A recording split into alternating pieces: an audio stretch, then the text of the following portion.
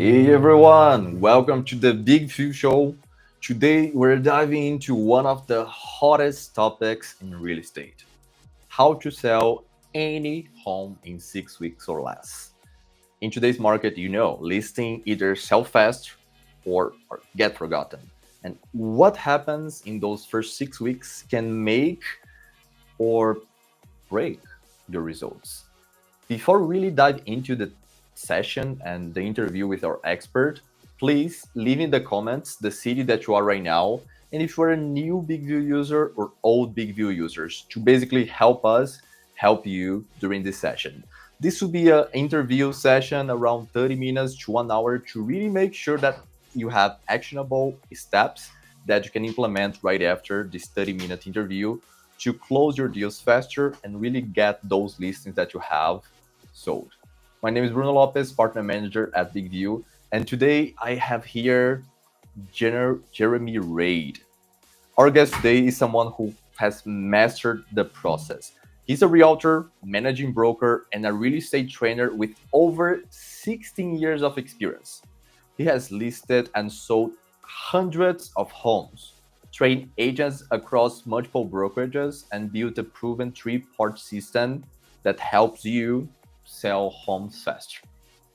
Without any further ado, welcome to the stage, Jeremy. How are you doing today? Hi, Bruno. I'm good. How are you?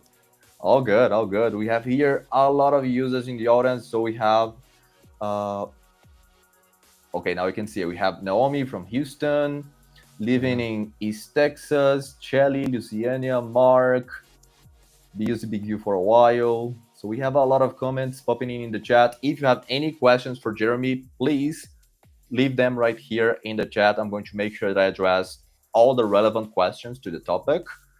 And Jeremy, before we really start talking about how to sell homes faster, uh, could you please share with us how did you start? How did you become a realtor? When was that? So first things first. Sure. So the the original origin story is I started when I was 18 years old. I started selling vacuums.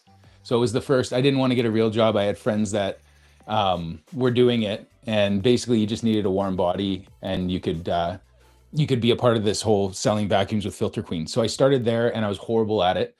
I was the only person that almost got fired after my first month. I couldn't sell. I couldn't close anything. I was personable. I could talk to people, but I just didn't have that ability. So my sales manager came to me and said, "We got two options. Number one, you can collect the guaranteed amount that we said you could have, but we're going to let you go. Or you can do another month and just shadow me, and we'll go on these dems together." So I took that. I shadowed alongside Ryan, and we went in, and he was very good. But because I didn't understand sales, I just basically duplicated what he did. And for about five or six of these dems, I would just watch and make notes, and then I would start driving around, and in between appointments when I was by myself, I would run through the dem in my head. So I would do it over and over and over again until I got really comfortable with it. After that is when I started actually getting some sales, and then it kind of took off for me that way. I ended up going to regional manager and a few different things by the time I was 21. It wasn't the career path I wanted. I got out of that, and I actually left and went to welding, and I ran my own welding business, but the sales skills kind of translated to that, and I built a pretty good sized welding business. But I was up north, which in Canada is really cold. So I wanted to come back home. I got my real estate license because I wanted to come flip houses. And then basically my first day I got my real estate license, I got really, really lucky. And I got my girlfriend, now wife at the time, her boss said she was going to open houses. So I called her and said, "Hey, can I sell you a house?" She said, "Yeah." I sold her a house. I sold her parents a house, and I was just on fire. I'm like, "Oh, this is great. I'm going to go into real estate full time." So I called back up north, shut everything down, and I didn't sell anything for about 3 months after. So I got really lucky that I got those first two sales, because it's basically what I lived on for the next 90 days while I actually figured out the business.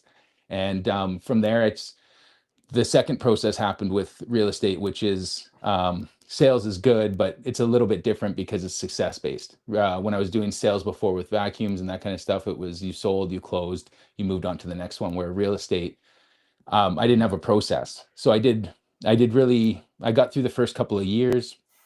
And then I got to a point at about year 5 where I think I was holding about 27 or 28 listings because I was good at getting listings, but I wasn't good at selling them. And I did my stats. I was about 33% of the listings I was taking were actually selling. I was just kind of floundering with that. And because I was taking anybody, I was getting most of my business from expireds and first sell by owners. So of the 27 listings, probably about 7 or 8 of them just we didn't mix. And I was going to leave the business. And that was the first time I took some training. I was like, I got to fix this because I was going to be a firefighter. They weren't hiring. I'm like, I got 1 year to figure this out. Fired those 8 clients and hired my first coach and was like, you got to teach me how to actually sell listings. So that's where it started. And then 11 years later, I've hired multiple coaches. I've refined the process, but the same thing for when I started vacuums. I just needed a process. I needed something to follow. And in those early days when I hired my first mentor, he had sold, I think he had listed over 300 homes, sold 260 homes in 1 year. He ran a big team. And I did the Mhm. same thing. I just watched him. I went on listing appointments. I watched everything he did. I documented it. And then from there, just kept investing in different training. So the process that I put together now, the training, it's definitely, I didn't invent it right from scratch. It's a mix of all these different parts, but simplified in a way that I could follow. And then as I followed it, I started getting better results, where it got to a point where I was about 2% more than the board average and half the days on market. So that's when originally, it was about 2016 when I really grew the team. My first official offer to the market was successfully sell your home in 6 weeks or less. And I put out a video. It's funny, you can find it on YouTube. I was about 40 pounds heavier and just so young. But I put out this video. I had suspenders on, and I said, I'm going to take any home in the dead of winter. I'm asking for 10 of them. I'm going to hire a camera crew. We're going to film the whole thing. And for better or worse, I'm just going to release the results. And this is like 2000. Yeah, it would have been 2016, I guess. So the camera crews weren't expensive. It cost me $25,000 to hire these guys, and we did 10 episodes. It's most stressful. I swear I got most of my gray hairs from that period because we're not in a big market where I'm at. There's about 100,000 people. So everyone knew that original video got like 56,000 views. Realtors were reaching out to me, asking me what I was doing. It was crazy. But luckily, be, you want accountability, have a camera crew follow you along. You're going to follow every step of your process. And I did that, and we did 90%, 9 out of 10 sold. And the funny thing I learned then when it comes to marketing is that the one that didn't sell was actually the one that I got the most views on and the one that I built the most trust. So I swear that it wouldn't have been as successful if I had sold all 10. I think because I sold 9 out of 10 is why it was a success. So that was the kickoff. And then I grew the team, and then I actually left the industry for a bit to buy into some brokerages, which was a mistake. So I came back into sales, and now I'm a managing broker, and I still sell, but I also do a lot of training with agents. Amazing, amazing. So we have here a history of, I don't know, 15 to 20 years of experience in real estate. And you told us that the first property you sold on day one, you just started in Yeah. real estate, household, right? Yeah. Yeah. This was around 15, 16 years ago. Uh, Yeah. do you feel that the process for closing a deal now is the same that used to be like 16 years ago? What has changed? It is faster, slower now to close a deal. If you're talking about the last stage, like I have a listing, open house, the last stage of closing that deal hasn't changed in these 16 years. Actually, interestingly enough, I think it hasn't. I don't think it's changed much at all. I think so. Let's take, for instance, marketing. Realistically, whether it was 20 years ago, 40 years ago, 10 years ago, the purpose was when you were selling a home, you wanted to find the ideal buyer. That's always what we're for. So you create an avatar of that buyer and you get the message out in front of them. And back in the day, you did the same thing, but you might have done it through newspapers, direct flyers, door knocking. Now you've got social media and internet. So it's different means, but the same basic process. You need to understand who the buyer is and how you're going to target that buyer. That's a main pillar of it. So that hasn't changed too much. One of the areas that I find myself, um, it's like an accountability thing. If these steps are so easy to cut, and I have to remind myself not to cut them sometimes, but just like 20, 30 years ago, if you're going to sell a house, it needs to be properly prepared. And a lot of sellers don't know how to do that. And it's unique in the sense that not a lot of realtors will actually walk through with a client and tell them how to get their house ready for sale, the best tips, where they could invest some money to make a good return. But it takes time. And just like it did back in the day, it takes time now. So I think if you stay to the core disciplines, regardless of what year you're selling real estate, the process just is a better result. Just the technologies have changed a little bit.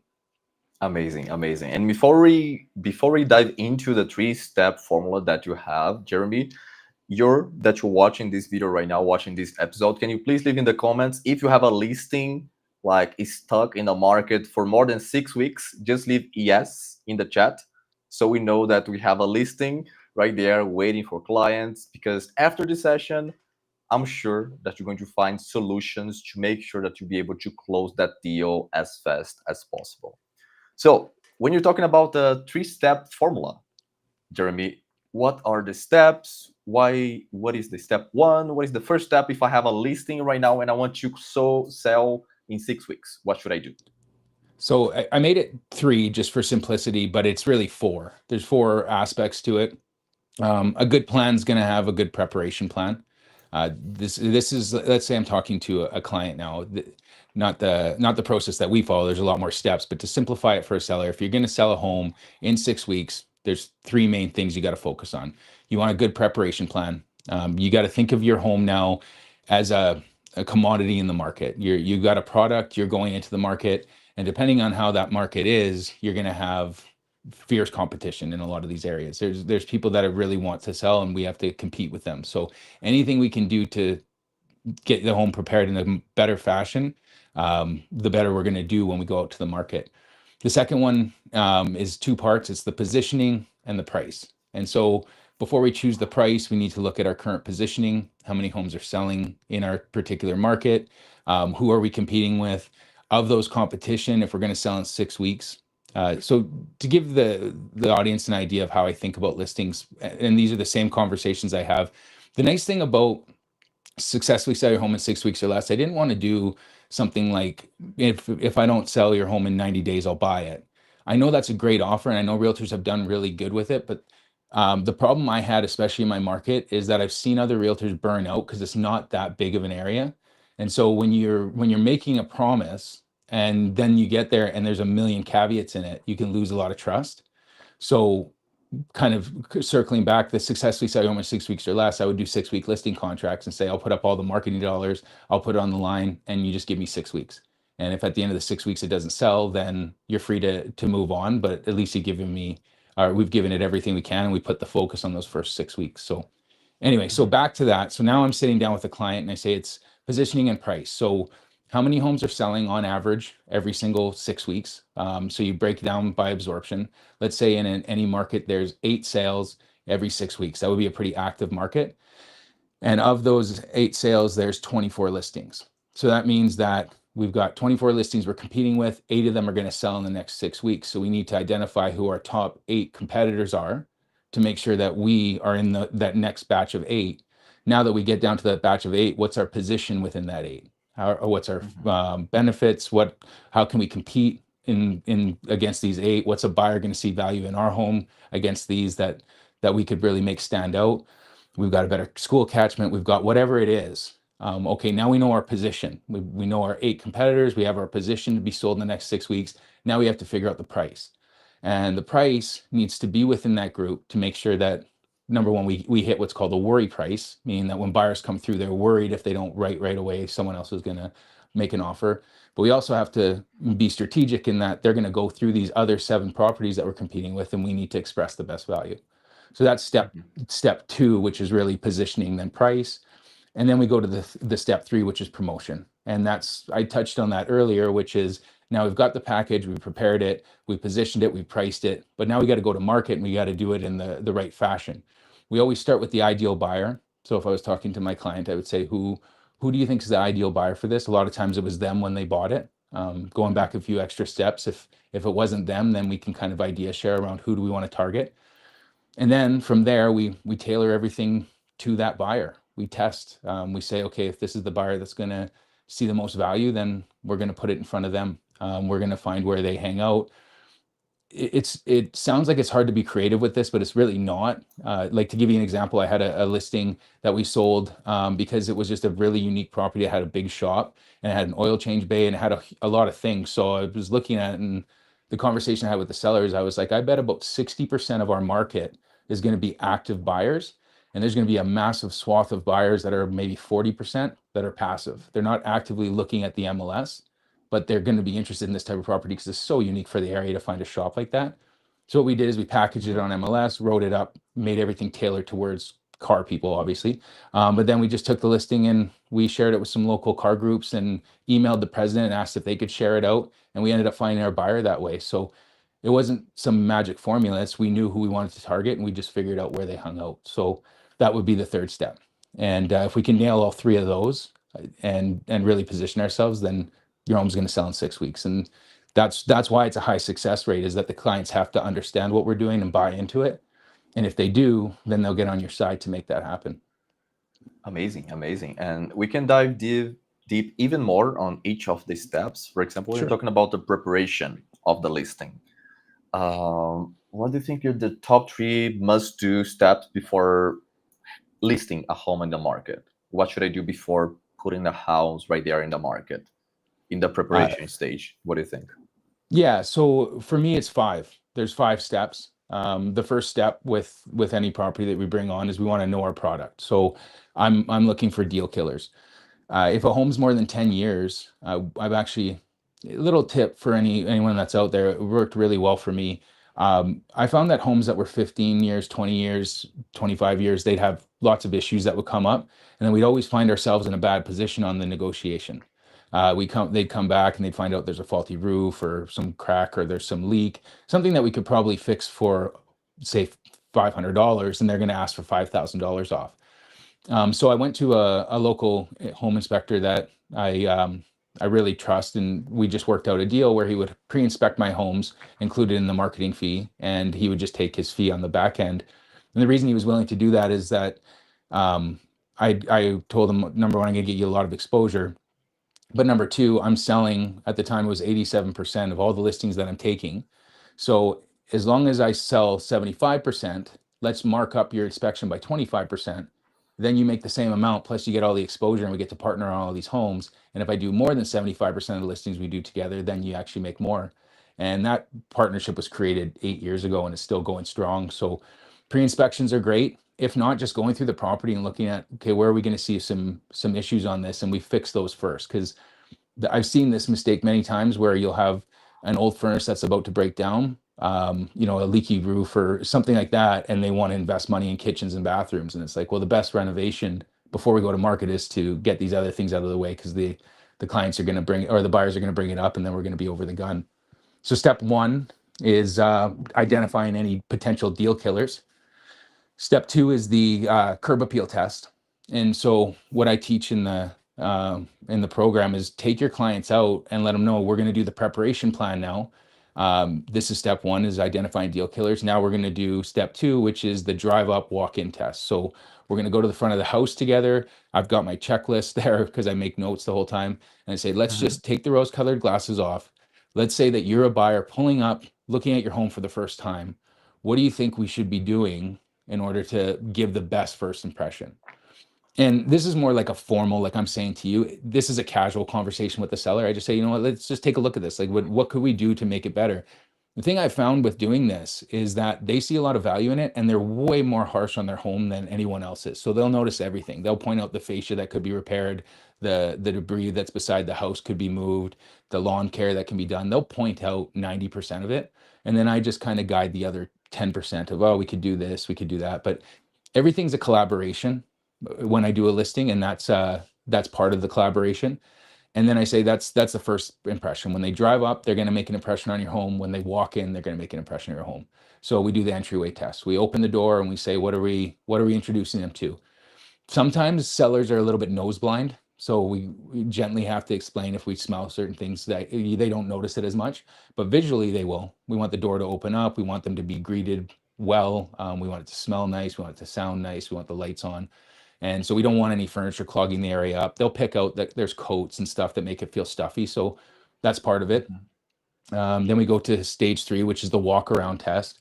And from there, we're just walking room by room and we're saying, does everything flow? I want to make sure when doors open, they open all the way. They don't hit any furniture. I want them to be able to see all aspects of the home. We want to make it as decluttered and open as we can. We don't want the buyers to see work. So is the flooring done? Is the baseboards done? Are light switches on? The fixtures, the paint, those main things. And just, can you flow through this house easily? Step 4 is when we would go staging and cleaning. And the best tip I give to people on that when we go step 4 is clean where you think a buyer's not going to look, because they're going to look. I had one of my earlier buyers actually taught me this. His name was Larry. And we went in and we were looking at houses. And the first 4 houses we went through, he was buying for his daughter. He kept going to the baseboards around the doors, the crowns, and he kept touching it and looking at his finger and walking. And finally, after like the 4th house, I was like, Larry, why do you keep doing that? And he's like, well, everybody cleans their house when they list their house. They want me to see, but only the ones that truly take care of their house would take the time to actually clean up top. So I remind people that story and say, underneath the couches, underneath the chairs, the areas that you think they're not going to look, if they just catch an angle from that and they see dirt, psychologically, it's going to affect them. So let's just clean everything. If you want to hire a cleaner, that's fine, but clean where you don't think they're going to. It's one of the best ROIs. Wipe down windows, make sure it's all open. Hire a stager if you've got a unique layout that you can't really figure out, but for the most part, for me, it's flow. And now we're on step 5, and that's where we'll do strategic renovations. And this is usually where the sellers want to get to first if they're preparing a home, but I let them know the other 4 is so much more important, because now if we get to step 5, we can do it. And step 5 for the strategic renovations has more to do, in my opinion, is I make contacts to people that do really good jobs in that area. But when I'm helping them guide on that, it's like, well, kitchens and bathrooms are going to get you some of your best return, but we want to look at the competition. So we take a pragmatic look. What are we actually competing with right now in the market? And what is the buyer's expectation for what these kitchens and bathrooms will be renovated to? And then how do we just take it up a little bit above that? So if everything in the area is arborite, we don't need to go custom granite. You're not going to get the ROI. We're thinking about the buyer in mind. We just need some wow factor. And I've got 3 or 4 clients that are one in particular. He's very good at making just a few features of the home pop. He flips houses and he will win buyers over with just a couple of features, but he never goes over the top with his renovations because he's looking at how can I get the best ROI. And that's where I kind of guide it. I'll pull the comparables, I'll help guide them. I'll actually meet sometimes if the contractor goes and the 3 of us will huddle. So everything about the preparation is a collaboration, because if I just go through and give them a laundry list of things for them to do, they're never going to do it. And I've actually lost listings that way because they're like, we just didn't want to do everything that you told us. When it's collaborative and they're walking through and it's part of the process, they see more value in you and they're way more open to do the work. And I've seen people at the end be so like overwhelmed by it. And I'm like, I got people. I got good people that can come do this for you. But if you're willing to invest the money, this is how you get the best return. And we just figured out not Amazing. every home's going to be a show suite, but Yeah, I just hope that everyone's taking notes, because those 5 tips, if you just implement this on the listings that you have now, I'm sure that this will save you a lot of time with this house on the market. I just want to pop up a few comments that we had, like Mark. Mark has a 5-week-old listing, but he's still going back and forth a buyer right nice. now. Do you have any recommendations for when you already have a client, back and forth, or really depends on the situation, Jeremy? It depends on the situation. I think right now the back and forth is pretty normal. A lot of deals aren't coming as easy as they were. But I mean, if you're within that 5-week window, pretty much everywhere has the same stats. The 6 weeks is actually based on your biggest exposure you're going to get to the market. And it doesn't really matter which market you're in, because if you think about it, as soon as you go to market, you're taking all the buyers that are in the market currently and getting them through the home. Once you've burnt through all those, now you're dealing with refresh buyers, buyers that are coming in afterwards. They've sold their home, they're transferring in, but there's not as many of them. So you're right within that 6-week window. So you still got some good leverage, but right now, if we can get a deal, one of the things that actually I do have a little tip. So I've had 2 clients recently that they did not want to take the offers that were coming in from the buyers. And finally, we just had the conversation. And I was like, listen, the reason that the buyers are coming in is because it's not a strong listing market right now. There's a lot of properties that are on the market. In fact, if we take a look, I bet you there's 5 or 6 that match you. If we need to do this, because this is what the market's saying, let's get done, let's get out before the rest of the market starts dropping, and then let's get you in a cash position. And then once you're in a cash position, we'll go find those 5 or 6 homes, and you get to use those beautiful words of, we've got properties, we like yours, and we've decided to write on it first. And from there, we'll make up whatever we perceive to be losing in this, because I think what we need to do is get you moving forward, and we'll just make it up on the back end. And that was the conversation that got the stubborn sellers off the fence, and we got the deal done. And both of them did make it up, by the way, but they were both really happy with the deals that they got after. So if you guys get to a sticking point, that could be a good mindset shift. Amazing, amazing. Maybe you have some advice for Kelly. She has 3 listings that she cannot even get the tool for. Yeah, yeah, I've got a few of those that come up every once in a while. The one of them right now, we're testing levels. I don't know how your three are, but the one that I'm dealing with, that I'm having a hard time getting any showings, has a really unique backyard, big shop. It's got a pool, um, and it's really unique for the area. So we decided to do a step down pricing strategy, and we started at I think on that one it was 799.9. It was 799.9, and we just got nothing. And after about 12 days, I called the client, and I was like, "There's buyers out there. They're just not coming to look at yours." And unfortunately, I want to buy in that we just need to be patient. But I know it's got to do with price. So we dropped to 774.9. The step down was, do we have offers between 775 and 800?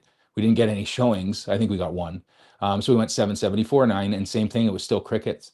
And we had the same conversation, and now we dropped to 749.9. And as soon as we got to that, we got a boost, and now we're getting the showings. So I don't know your particular scenario, because every market's different. I think it has to do with absorption. But in this case, I can see the data. There's houses that are selling in these price points. So we have an active market. They're just not looking at his place, and we needed to find by stepping down where the buyers were there. So that's how we did it with him.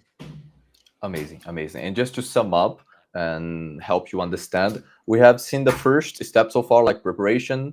Jeremy had 5 tips on recommendations for the first step, preparation.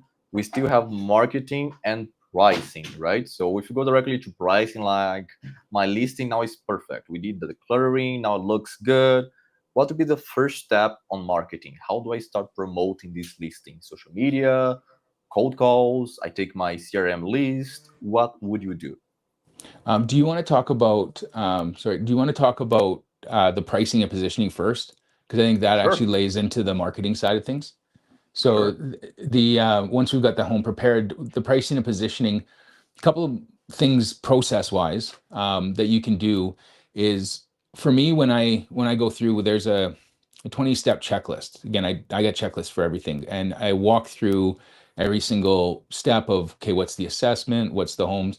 But the most important thing I can give you right now when you're pricing a home is understand your position and your price by weight classes. It's an easy way to think about it. It's easy to explain to the seller, but there are different buyers that are looking, for example, between 775 and 800 than there are at 750 and 775. There's different buyers at 725 and 750. So in that case, there's 25,000 weight classes by 25,000. So when I'm positioning a home, I'm looking within that weight class first of, okay, what am I competing with the 775 to 800 buyers? If I'm not sure about that weight class, I'm dropping down a weight class and looking at 750 to 775. And this is where you can kind of think about putting a lightweight into a heavyweight division and vice versa. And I see this mistake all the time where people are putting their house in the wrong weight class. Because the thing about all these big price point differences is that if you're at 775, for example, you might be competing with homes that are 825, 850, but there's a portion of the buyers that can only go to 775. So you know that there's a portion of buyers that can only buy to that. So you're controlling your competition. So as long as you're better than everything between 750 and 775, you should be positioned to sell. In the case with my listing on Paula, where we're going 749, we weren't getting any action in that. And we looked and we said, is there anything even 7 to 750 that we're even close to? And it was no. So we ran the stats in our board. We can actually look at how many extra buyers, and it was almost 21% more buyers to go under 750. And I was like, that's not only 21% more buyers, that's 21% more buyers that can't buy anything more expensive. So we can control the competition by going under 750. And that conversation is why he went 749.9 instead of 759.9, because we're like, well, let's just be the best and show. and hopefully we catch some buyers that can bring it up. So the when it comes to positioning and pricing, weight classes is a good one for explaining to them and for them to understand. The other thing when it talks about pricing, and I don't skim over this, we've heard the old saying, price or patience, but there's a really important concept that I want sellers to understand, which is any home in any market will sell at the right price, even if we've flubbed everything else. Horrible preparation plan, just everything's off. We will sell at a certain price. And as an extreme example, I'll give, well, let's just go super extreme. Let's just say we put your house for sale for $10,000. We were going to put bids on. It would sell right away. Yeah, of course. At $100,000, same thing. You put it on, it would sell tomorrow, and there'd probably be multiple offers and would drive it up. Yeah, 200,000, 300,000. We start to now get to a tipping point, and this is where the game is figuring out where's that tipping point of perceived value. But we always have the control because we always get to set our price. And on the back end, we know about 60% of the market isn't selling right now. So that's 60% of the market that's overpriced. So we can use that to our advantage. But that's the whole game, is the tipping of the price. Now, we're going to control all the variables with the preparation, with the marketing. We're going to do everything to make sure we're dialed to 10 on everything. But price is the major factor, and I can do everything right and we miss price and we're not going to sell. So I try to funnel their perspective back to price, letting them know I'm going to handle all the other stuff, but let's keep price in mind, and let's keep in mind that I don't know the price. I have educated guesses, but I don't know your price. If it was as easy as just picking a price and it sold, there'd be no need for realtors. We need to kind of be strategic about this. And I place it in their mind that this is just bait. We're just testing. Just like with this listing, we're just testing. I'm not emotionally attached to where we end up. Where we start isn't always where we end up because there is still multiple offers, but what's going to be that bait that's going to get us the best result if we do everything else right? And that's where you can kind of get them on their side of realizing it's us versus the market, not me trying to convince you your house is worth less. And it'll open Amazing. up more opportunities for you to move forward with a seller, because I made this, again, everything that I'm teaching you is a process because I've made that mistake on the other side. Here's two last things I'll leave you with price, because they're big mistakes I made early on, especially coming out from a sales price. Let's say that you sit down with a client and you've got a 2-hour window to meet with them. I would spend half an hour answering their questions, an hour to an hour and 15 talking about how awesome I was, my marketing plan, 15 minutes on the price, then I'd close for the listing. And that's how you get 27 listings that aren't selling. Because if I'm sitting across from someone and they think their house is worth a million, and I strong arm them to 900,000 without their collaboration, without getting their buy-in, without teaching them anything about the market, if I'm wrong about 900,000, they're going to fight me the whole way. And this is why you'll see listings just sit on the market forever and then cancel, and then they'll relist with another realtor at a different price because you created this adversary approach. And I did this. This is why I almost got out of the business, is I would beat them to a price that they weren't comfortable with. And if it didn't hit, I was stuck, because how are you going to get them to move anymore? On the flip side, if you're right and it sells within 2 days, this is where you hear people say, he just put a price in, he put a ridiculous price and it sold in 2 days. He did nothing for his money. So what I did, and this is the only thing I changed, really, that made the biggest impact at the start, is if I was there for 2 hours, 30 minutes talking about them, 15 minutes on my marketing, hour and 15 on the price. And we went through every comparable together.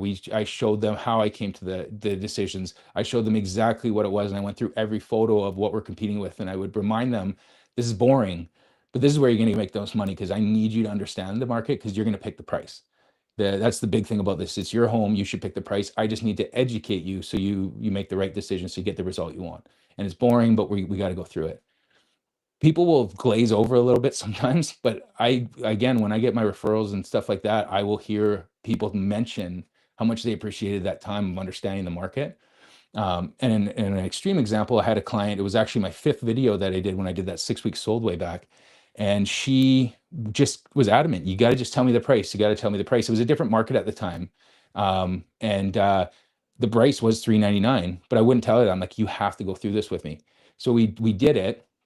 And I think she even mentioned it on the video, but the when she was interviewed afterwards, I was talking to her anyway, and she said that after I left, she had one of her neighbors walk by, and at the time I had my sticker on. So he's like, I saw there was a realtor there. Are you listing your house? She's like, yeah, I am. She's like, what's the price?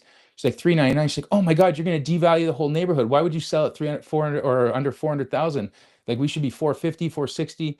And she took her in and they had coffee, and she walked them through what I walked to her, because she's like, I'm going to educate you on what's happening in the market.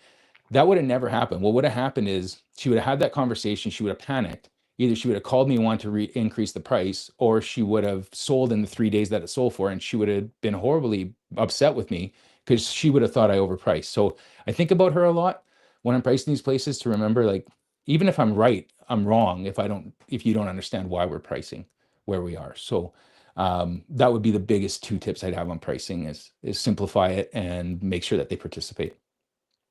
Good. I think you just answered this question, that basically how you calculate the percent of buyers in each price class. How exactly you do this step? So in our board, we have what's called private client service. So if a person comes to a realtor and they want to be on a search, they go to their realtor and they say, "This is my search class. This is my price point." The realtor punches it in. With our board, we have the ability to actually see at different price points how many more buyers we'll match with. And then it's not a real accurate stat, but it's pretty accurate, I feel, because whatever that percentage difference is based on how much we're matching with to how many more we're going to match with, I make the same assumption that people are searching on MLS with the same frequency. So for us, like I can go in and say I want seven $10,000 price reductions, and every 10,000 it'll recalculate how many new buyers we'll match with, and then I can run those percentages to the client. I always give that caveat, that it's not 100%, but if people are searching with a realtor in these parameters, we can assume it's somewhat similar on the MLS. So that's how I come up with the percentages. Interesting. And it's good to know now that we had the listing ready to go to the market. Now we have a good pricing that is not too high or too low for the market based on data that you have on the systems. And now it's time to market, right? Now it's time Right. to really do some marketing. Yeah. So What would be the first step? let's talk about the steps on this. So for me, my process is it's 7 days to market, and we, when possible, always list on a Thursday. So Hmm. it's funny, actually. You would think that sellers would be like, no, I want to get on tomorrow. If they know that you're doing it right, a lot of times we'll be like, listen, I know we want to get on tomorrow, but this process makes it that I can do everything correctly. I can get it to market correctly. We're not going to wait till the seventh day to start marketing it, but that's just when we're officially going on MLS. In those 7 days, we book a media day. We get the video, we get the photos. We then create the MLS package. The MLS package is always, the write up and everything is tailored towards our ideal buyer. And I always try to have that first line call out who that buyer is, because really they have a photo and they've got the first line. So you want to make sure those two are on point. I've got a lot I talk about in my in the listing blueprint. I'm very particular about my pictures. I've worked with a lot of different photographers, and I have the same conversation with all of them until I find the one that gets what I'm saying.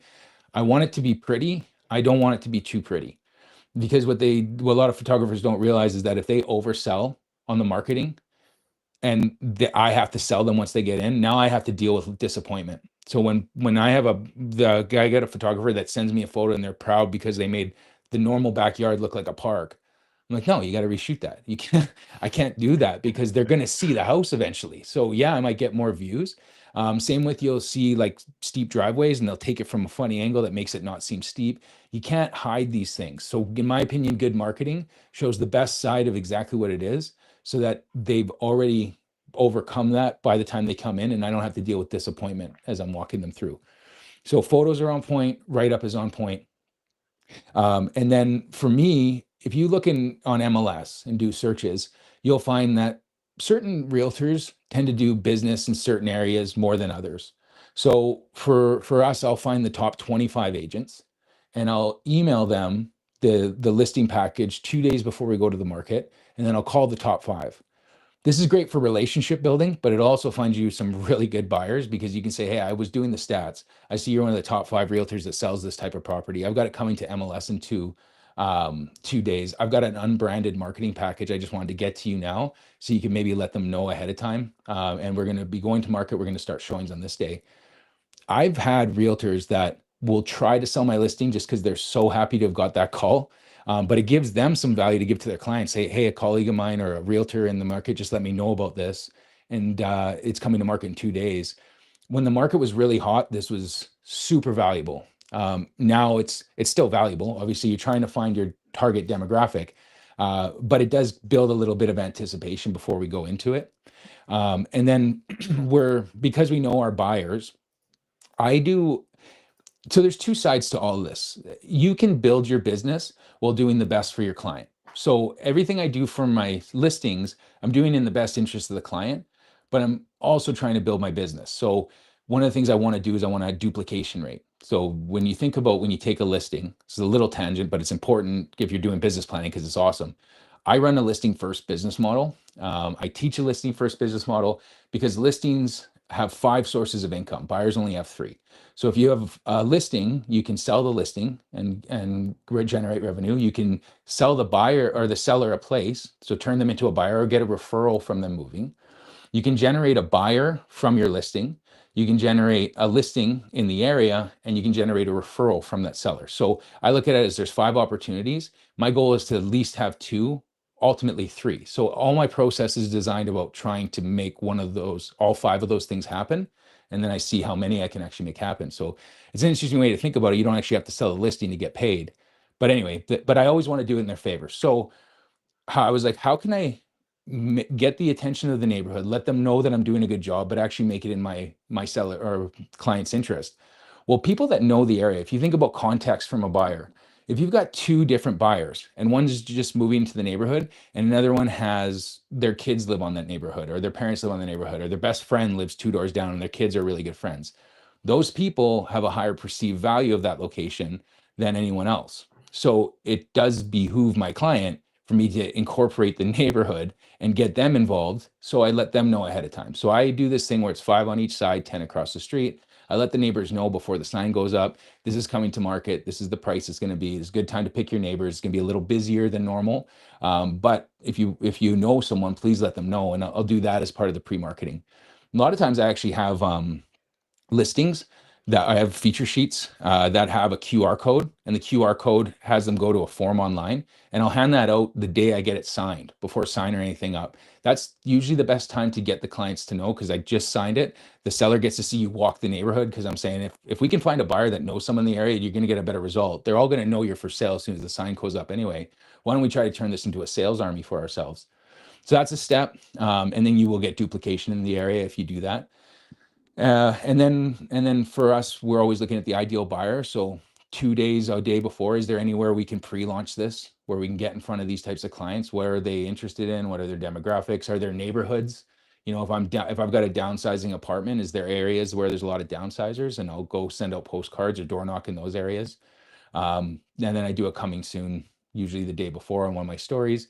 And then we get to launch day. But I let them know I'm going to do all this stuff. So we're building up an elastic band so that by the time we get to launch day, hopefully we already have 2 or 3 showings already booked. If not, we're coming into it as hot as we can. We list on a Thursday. The reason we list on a Thursday is I still like to do open houses because in the current environment in Canada, we can't represent buyer and seller. So I don't get to talk to buyers that much, but I know the property better than anybody. I can, so if I can get them into an open house, I can sell them, I can talk to them, I can generate excitement. If it's a good listing, it's going to have a lot of traction. You're going to have a lot of people in there, so you can build it, the anticipation. So listing on Thursday, open house on Saturday, and then looking at offers as they come in. So that's the process leading up to it. And then what we do on a step forward after that is we set what's called a barometer. So the question is, we're going to do all this build up. We're going to do 7 days of pre-marketing. We're going to get everything dialed. While I'm doing this, by the way, I know communicating with them, letting them know the listing's ready. So they're seeing everything that's happening. I update them the whole way so they know I'm doing the work. Then we go into our first 10 days. So remember, I would give 6-week listing contracts. So I needed to set very defined dates so we didn't just run out of time because you only have so much runway. So I pre-booked a 10-day meeting, and I'd say it can be call, it can be email, and we might talk earlier or we might go over it earlier, but in 10 days, we need to review exactly what happened in those first 10 days because it's not about amount of time on market, it's about the amount of interest and the amount of feedback we got. So if we get, and I like to set a barometer of say 8 to 12 buyers. If you had 8 to 12 buyers that came through, even if it happened in the first 4 days, that's a great sample size of buyers. If they're really good pre-qualified buyers and they're not writing offers, something of our 3 is missing. Wrong demographic, something we can change about the preparation. Are we getting feedback about something that we can fix, or is our price wrong? So you'll see sometimes I'll have listings that will drop their price in 6 days and think, oh, that's a little early. It's like, no, we had a hot 6 days. We got to our 8 to 12. We didn't get the offer and we dropped because we want to be actively pursuing against the market. We don't want to be complacent. And again, because of all this buildup that we've done that got to this point, the client, the seller understands the goal. So they're right there with you. And it's like, we're going to outperform the market. Like, we're going to be aggressive. We're going to get this done. And remember, we're going to get you in a buy position so you can take advantage, because there is a lot of complacent sellers out there that are just prices on and they're just kind of sitting back. We're not going to do that. So 10 days, we do a review, and then we make our first recommendation. 21 days, we do the next review, make a recommendation. 35 days, we do a review. 42 days, we're out of time. That's the 6 week process when I run that. And a little caveat on that, if you're going to do it, um, the listings I do the 6 week challenge on compared to the ones that I don't sell much faster because we're all human. As soon as you have that extra time, the accountability is not there. So I actually get more excited when someone wants to take on the 6 week challenge, because it's just higher accountability. And that's why actually I just started, as I'm building out the team and everything again, I'm going to start scaling things up. I'm going back to 6 week listing contracts. It's just the accountability makes me better, and it's a better value to them. And you don't want some that you're listing 120 days and some that you're doing 6 week listing contracts. So the only time I would make the caveat is every home can sell in 6 weeks. Doesn't mean that every house should sell in 6 weeks. And I have these conversations as well. Ultra high end homes, homes that are super unique that we just need some time to figure out the market, because we have to start a bit high because there's no comparables, and we have to test and we have to bring down. Like, there's different strategies that don't fit, but I always give everyone the same option, just for my Mhm. own accountability. Yeah, and we work better with deadlines, right? If you have like Oh yeah, 6 weeks to close the big deal, time. you're going to make that happen. And Yeah, and they usually, understand why you're pushing so hard too, right? Like, they know when would they're a you? part of this. I was wondering, when would you start promoting this on social media? Since you mentioned a lot of steps, but videos on social media, running ads, is this part of the strategy of this 6 week program you have, or is after, if you don't have deals? When would you start? So right now I'm investing in building my following. So I've got my own database. You can do targeted ads. For me, I do a marketing reel. I want to catch the attention of the buyers. So I do a marketing reel that's going to lead them back to the listing. I do some private YouTube video tours of the properties. Um, I've had two different styles. I've had styles where I'll do long form, where I'll actually talk to the camera and I'll explain everything about the property. I don't do those for views. I do those for context, because if you think about, if someone's looking at a house and they're looking through your information, you've got their attention. We're not talking social media scrolling where you have to stop the scroll. So I'll use long form videos, and it's funny. I'll create sometimes 8 or 9 minute videos. People will watch them. I've had realtors reach out from their clients with questions, adding context, because I mentioned a lot in those videos. Sometimes I'll do the pans. I stopped doing those because I didn't feel like I was getting the value from the long form wide angle stuff, because it was kind of it's video, but it's not giving them any further information. I try to think about my buyers as the customers to ours, and I'm like, well, what's the purpose of this? So YouTube, with that, I haven't gone too heavy on. I think there's a place to do it. I just haven't perfected that process yet of how to take YouTube in. But the Instagram reels are great because they catch attention. They bring some attention back. So I do one marketing reel, and then I'll do usually two additional reels. And I release those on the launch day is how I like to do those. So I haven't done too much of the targeting unless I know there's a specific demographic, and say more than 20% of my market is going to be passive buyers that I could catch the attention, then I'll do the actual paid ad stuff. But right now I'm just trying to build my following up, so I got more people that are getting eyeballs on it when I share those. The other thing is obviously with your client sharing the information. I mean, they're sharing it to their database. You can ask people to share it that have lines towards certain demographics. I can't say I've absolutely mastered that side of things, but I make good videos. My guy does. I don't, but the videographer does good videos. Oh.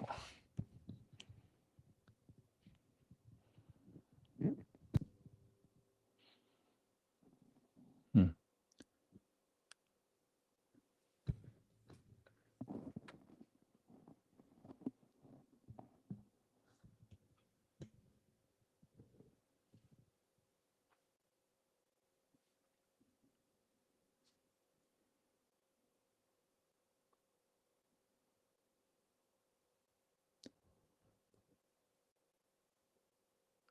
Sorry, Jeremy, I was Oh, muted. there we go. Okay, Yeah, perfect. in It's my like, mind, you were okay. thinking about the answer to the question, but I was muted. So Okay, I I was was saying like, that oh no. we have a few questions in the chat, but before Sure, going through those questions, I was going to ask you. Yeah, Kelly just mentioned that I was muted. Sorry, guys, my bad, my bad. I'm muted, not I anymore. was panicking. uh, and that was the best question that I had for you. Have you ever feel that your social channels, because I saw your social channels, your Instagram, you have a lot of educational content there. Do you feel that those videos have helped you to get the seller to trust on you, to build the authority that you needed to get a listing, the videos that you post on social media? Yeah. Yeah, that's one area I can attest to. So doing the educational content, I want to start to adjust a little bit where I start doing more about my city and that kind of stuff. But the educational content has been a way that even when I did the 6 week soul videos, I was always trying to give some piece of information. And it's really neat when you meet with someone and they quote something from your video. They took a piece of learning, they watched the videos. I had people that'd be like, I watched all 10 of your videos before I actually called you to list. So it does build an authority. It's also really nice when you're doing these educational stuff because you can kind of reference it. The For me it was, so now I'm trying a little bit of a different strategy. So if you went earlier on my social media contents, I was definitely leveraging a lot more of other people's credibility while I was building it. So like I was on the radio and I set up a show with their hosts called The Reality Realty where they could talk to me for 5 minutes and I could create a video and share it. And so my idea was people that trusted them would trust me. But now I think with the way social media has gone, it's much more, you can create your own credibility just by being consistent and showing up. The interesting thing about this, about my social media, is that the thing I'm most trying to correct now is my followers. So I've got really good views, I've got really good engagement, but I don't have a huge following yet. And I was noticing like my videos, I'm getting a lot of feedback in the community. People are talking about it, but I've only got 60% of the people that are watching are my market, 40% aren't followers, and I'm not getting that following. So I'm thinking Mhm. I was actually just talking to my videographer about how can we start to adjust this stuff a little bit more where we could actually entice people to start following and build that growth. And then the other thing I've been doing on the social media side, which is kind of neat, is I've been using my messages. You can see I even have a message I'll have to go back into, but or maybe that's yours, sorry. But with the algorithm, so when I have new clients, I'll try to connect with them on social media or some lead or someone I talk to, because the minute that you actually, if you're making all this content like I am, the minute you actually connect with someone in their direct messages, apparently the algorithm reads that as a relationship and will start showing your stuff to them more, which is kind of Mhm. an on the boots way that I could start to grow that following. But yeah, this is a project I'm working on right now to start building my own authority in it, and it's been paying off really good. Actually, it's been getting me some good conversations. Amazing. I would just say, Jeremy, that taking a look at this profile, it will take me 10 seconds to really trust on you. So this profile looks very good. So Okay. this kind of video, the quality of the videos that you have here, like even the thumbnail of the videos, I don't have to watch the videos to trust on you. Like really quickly, like if I'm selling a home in this area, okay, let me send a DM. Because I'm going to ask the audience from 0 to 10, how much you trust on this profile just by seeing this. Take a look how good the videos look, and most of them are educational content, right? A lot of them Or are. you have. So I do 2 shots a month with my client. Now we're getting into some of the older stuff. So I started switching up right there is where I started Uh-huh. switching up my content. I do 2 shots a month with my videographer. So we pick 2 days. We shoot from 10 a.m. till 4 p.m. So they're heavy days. And we do a lot of the educational whiteboard content, that kind of stuff. So he batches that for me. And then what I actually started doing in my process is that any new listings I have, I'll go and I'll shoot them on those days. It's kind of nice because you're already in the flow. And if someone wants to do this, if you're thinking of getting in videography, there's something really cool. Again, I'm still playing with all this, but the I'm doing 3 reels. So because we're shooting it on the same day, I just worked a deal with him. I'd hire him for his day rate for 2 days, and then he'd go or create the video. So I'll get on average 30 to 40 videos a month that I can post, and then he sends them to me, and I just post them as I need to. But what it's actually opened is, if anyone goes to my Instagram profile, you'll see there's some in the field videos. Those have actually been performing better than any of my other content. And I actually started selling it to my clients as a benefit, because if I go in there into their home and I do a marketing reel. People see the marketing reel, they're interested, they're not really interested. But then I'll do 2 educational reels about my thought process to how to handle this unique feature, or this really cool feature about this property. And those reels will actually get more videos, which is more eyeballs. So that I'll let them know I'm going to actually do 3. I call them main marketing and educational marketing. And it's just an interesting thing that we're starting to figure out as the educational side gets more reels. You're in the house, so it looks better, and you got the videographer anyway. So it's been a nice flow. And one more thing on this, which I think it's really cool, is that my clients actually see it as a benefit. So I let them know when they're thinking of listing with me, my next media day is slotted for this. So we can get you on the roll for that. It's part of the process. I can get the photos and stuff done, and then we'll shoot the video on this day. And it gives them a decision point where it actually gets some action from them. So something. Amazing. Amazing. And we're almost getting to the end of this session, Jeremy. We're going to Sure. still answer those 2 questions that we had. But before doing Okay. that, what if now I'm a realtor and I really want to move forward and I want to take the next step and start this 6-week challenge listing blueprint you have? What would be the next step? How should I do that? So it's whether you're in Canada or not, it's the foundation. Like I said, the industry hasn't changed in 30 years. By border, it doesn't change from 30 years, but I still have a .ca website. So if you go to the listingblueprint.ca, Mhm. you'll be able to see I've got the listing blueprint on there. Now I've got one product right now, but you can message me on there if you want to do it yourself. Right now, how it works is I'm trying to get the program with some training, because what I found is these conversations are the content's really good. It's professionally created. It's 72 videos. It doesn't take you long to go through. Like you can tell, I'm very bite size, but it breaks down right from intake to key delivery. It's 92 steps, and you can just run it. And each one gives a concept of why you run it. It'll run you through the preparation plan, everything. So what's on the website right now is you can sign up for that, and it comes with the listing blueprint, the buyer blueprint when it's released, and then 6 weeks of live training with me, which is in a group setting, and then a co-pilot call. So we'll pick a listing of yours and I'll walk you through the whole thing. If you just want to do it yourself, you can just buy the listing blueprint course, which is still all the tools, every template I did, and it's $195. And if you're in the US, I guess you get a bit of a discount on that. But really, what I'm trying to build up is some premium training at a good price. This is something that cost me over $100,000 to create. And now with technology, the way it's gone, you can create something like the course, a digital product, take that whole knowledge base and put it in for $195 course. So if they go to the website, they'll be able to see those there, and they're welcome to join it. I'd Mhm. love to. The link is in the chat, so please use the link in the chat to go right there, check it out. I left your Instagram in the chat, Jeremy. Beautiful. And for those of you that already have Big View and you want to know more how to create AI real estate videos, how to promote the listings that you currently have, but just how to use Big View for that, you can use this link in the chat to book a one-on-one session with me. We can sit together to really dive deep into the process of content creation using Big View to promote the listings that you currently have. So the link is also in the chat. And Jeremy, 2 more questions. These Yeah. questions, let's see. Do you still have 5 minutes, 3 Yeah. minutes? Absolutely. Good. So what do you think about this question? What do you think about doing an open house at the start of the listing going live? Is this a good idea? Yeah. Yeah. Like, you mean not have the 2 days in between? The only reason I did the 2 days in between was just to give some time to promote the open house. So the listing, when we put out the listing, I mean, MLS rules all for, as far as in our area, as far as exposure goes.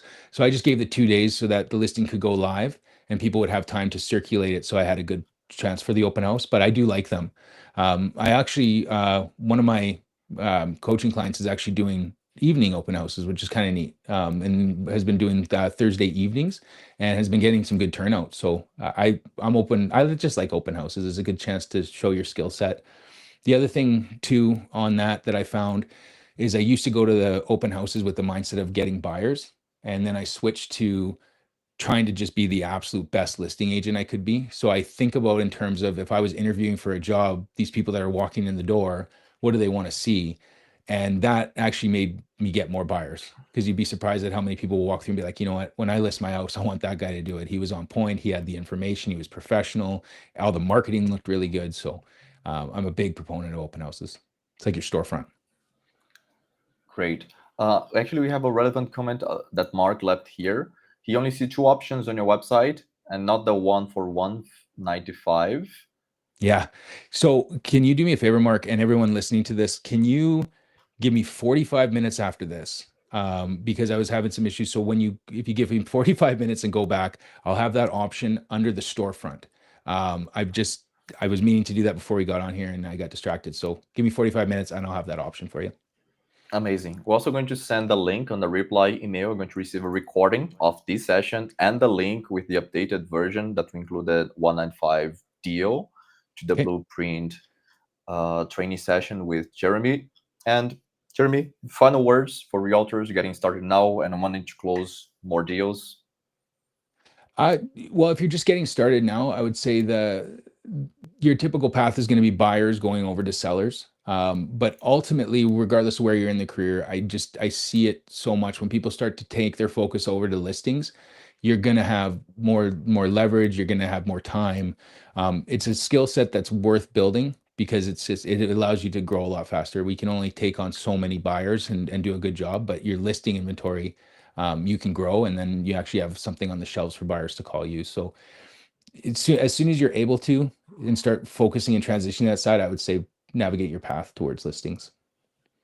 Amazing. Thank you so much for your time today. Jeremy, Absolutely. It was great chatting with you today. A lot of useful information. And for those of you watching this session, you're already ahead of most of the agents because you're here trying to learn, trying to get better, trying to get more deals. So keep consistent, keep creating videos. Thank you so much for your time today. I hope that you have an amazing weekend. Thank you, Jeremy. Take care. Thanks, Bruno. Thank you, everyone. Okay. Bye, guys. Bye. Bye. With the BigView teleprompter, create videos you're proud of. Easily trim your video by selecting the words where you want to start and end. Color your presentation with automatic subtitles and highlighting keywords. Add your brand logo. Add music for an emotional touch. Add your contact info on an animated business card on all your videos. Easily replace green screen with an image or a video loop. Stand out with a web page with your logo, your video at the center, and personalized button for visitors to interact. It's one tap to simultaneously upload your videos on Instagram, TikTok, and YouTube.